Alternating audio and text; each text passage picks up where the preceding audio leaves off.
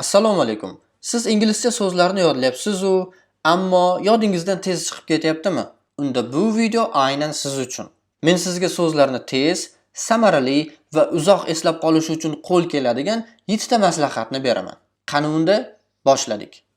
Birinchi maslahat: so'zlarni kontekstdan yodlang. Ya'ni so'zlarni list qilib emas, shunchaki ulardan gap tuzgan holatda yoki tekstlardan o'qigan holatda yodlasangiz, bu sizga so'zlarni yodlab qolishda ancha samaraliroq bo'ladi.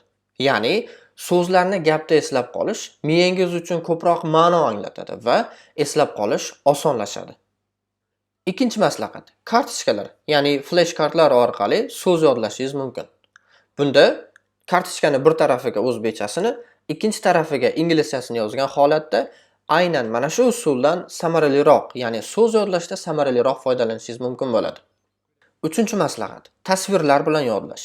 Ya'ni biror bir rasm, ya'ni rasmning yonida so'z yoki o'sha flashkartdan yuqorida aytib o'tgan flashkartimizdan foydalangan holda bir tarafiga so'z, ikkinchi tarafiga aynan rasmini, ya'ni o'sha so'zning rasmini joylashtirgan holatda yodlashingiz yanada osonlashadi. Chunki miyada tasavvur uyg'onadi va mana shu so'z ortida, demak, mana shunaqa rasm bor. Bu rasmni, ya'ni o'zbekchada mana shunaqa ma'no anglatadi degan ma'no, demak, miyaga keladi va uni o'z-o'zidan so'zni rasmga bog'lagan holda yodlaysiz. Ya'ni so'z o'qishingiz bilanoq rasm albatta xayolingizga keladi. Xotirangizda qolishi yanada osonlashadi. To'rtinchi maslahat: o'xshash yoki mos so'zlar bilan bog'lash. Ya'ni bunda assotsiatsiya qilish deyiladi, ya'ni association. Bunda ma'lum bir so'z va o'sha so'zga qofiyadosh qanaqadir bir so'zga bog'lab qo'yasiz. O'zbek tilidagi misol uchun. Misol uchun tasavvur qilamiz, abstract degan so'z bor. Abstract bu mavhum. Va menga abstract so'ziga qofiyadosh so'zlar kerak. Men bunga qofiyadosh sifatida Abbos akan traktori degan so'zni oldim. Ya'ni abstract, Abbos akan traktori. Ikkalasi bir-biriga demak qofiyadosh, ma'nosi o'xshamagani bilan. Endi ma'nosini o'xshatamiz. Abstract, Abbos akan traktori mavhum bo'lib ko'rinyapti. Tasavvur qilyapsizmi? Demak, abstract, Abbos akan traktori mavhum bo'lib ko'rinyapti. Bu yerda mavhum so'zi bu abstractga to'g'ri keladi.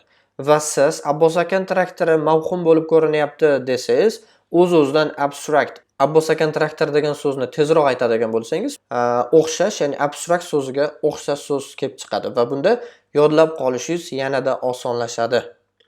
5-maslahat: har kuni takrorlang. Ya'ni takrorlashni jadvalga qo'yib chiqing. Ya'ni jadval asosida bo'lishi kerak. 1-kun takrorlaysiz va 3-kun, 7-kun, 15-kun. Mana shu holatda takrorlaydigan bo'lsangiz, bu takrorlash sizni so'zni yodlab qolishingiz uchun juda ham qulay hisoblanadi. Birdaniga bir kunda yoki har kuni takrorlash emas, mana shunaqa orada masofa bilan takrorlash sizga foydaliroq bo'ladi. 6-maslahat: so'zlarni ovoz chiqarib ayting.